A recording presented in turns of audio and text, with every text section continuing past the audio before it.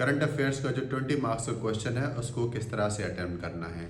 जो भी सवाल आता है आपके पास, आपने उसको देखना है कि इसमें कितने पार्ट्स हैं। यानी एक सवाल में एक चीज़ पूछी है, दो चीज़ें पूछी हैं या फिर तीन चीज़ें पूछी हैं। कभी कॉजेज़ पूछे हुए होते हैं, कभी कॉजेज़ और इम्पैक्ट्स पूछे हुए होते हैं और कभी कभी कॉजेज़, इम्पैक्ट्स और सॉल्यूशंस भी पूछे हुए होते हैं। तो आपने देखना है कि कितनी डायमेंशन है। अगर तीन हैं तो आप इंट्रोडक्शन जो लिखेंगे, you have to introduce the entire question in that paragraph, जिसमें आपने बताना है कॉजेज, इम्पैक्ट्स और सॉल्यूशंस। ये तीनों डायमेंशंस एक ही इंट्रोडक्टरी पैराग्राफ में आपने कवर करने हैं। यानी सबसे पहले आप इंट्रोडक्शन की हेडिंग देंगे और उसके बाद उसके कॉजेज, इम्पैक्ट्स और सॉल्यूशंस को बताएंगे एक ही पैराग्राफ के अंदर। देन आप जो नेक्स्ट हेडिंग देंगे वो आप क्वेश्चन पेपर में से ही जो सवाल पूछा हुआ था उसी में से एक हेडिंग बनानी है और उसकी एक सब हेडिंग देनी है और उस पर फिर आपने एक पैराग्राफ प्रोड्यूस करना है। और इसी तरह फिर आपने कंटिन्यू करना है कि कॉजेज़, पहले 2 से 3 कॉजेज़ बताएंगे, फिर उसके 2 से 3 इम्पैक्ट्स बताएंगे और 2 से 3 सॉल्यूशंस देंगे एंड देन कंक्लूजन का पैराग्राफ लिखते हैं हम।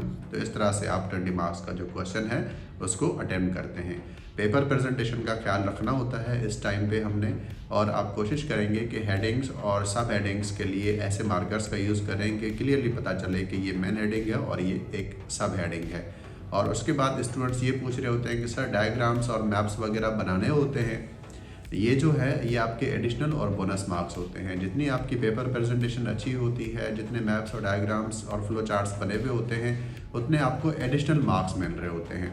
और अगर एक सवाल पे अगर आपको 1 मार्क भी एक्स्ट्रा मिल रहा है as compare to other candidate, तो एक पेपर में 4 मार्क्स आपको ज़्यादा मिले तो 10 पेपर में कितने हुए? 40 मार्क्स। यानी 40 से 50 मार्क्स का अगर डिफरेंस क्रिएट होता है एक पेपर में थोड़ी सी एफर्ट पुट करने से, तो आपका जो नाम है वो नीचे से टॉप पे चला जाता है और आपको जो डिज़ायर्ड ग्रुप है वो आपको मिल जाता है। तो इसलिए हर मार्क को आपने सीरियसली लेना है। इवन 0.5 मार्क्स पे ये जो मैटर करते हैं। अब कुछ स्टूडेंट्स हैं जिनकी इतनी अच्छी प्रेजेंटेशन होती है, जैसे ये एक पेपर है, ये मॉक पेपर है, स्टूडेंट ने यहाँ पर आके मॉक पेपर दिया है।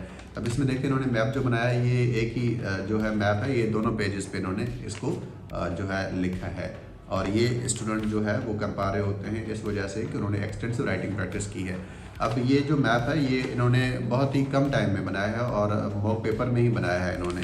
तो अब हर स्टूडेंट इस तरह से नहीं कर पाता। अगर कोई स्टूडेंट नहीं कर पाता है तो कोई बात नहीं है, अगर कोई कर पाता है तो जी वो करें, वो वेल एंड गुड है, अच्छी बात है। अगर नहीं कर पाते हैं तो कोई बात नहीं। आपने फिर क्या करना है कि आप अपनी आर्गूमेंटेशन पे और ज़्यादा काम करेंगे, मेहनत करेंगे, क्वालिटी कंटेंट लिखेंगे, आप रेफरेंसेस और जो बुक्स की रेफरेंसेस हैं और जो कोटेशंस हैं इनको कोट करेंगे और कंसोलिडेटेड मटेरियल लिखेंगे ताकि आप भी अच्छा स्कोर कर सकें।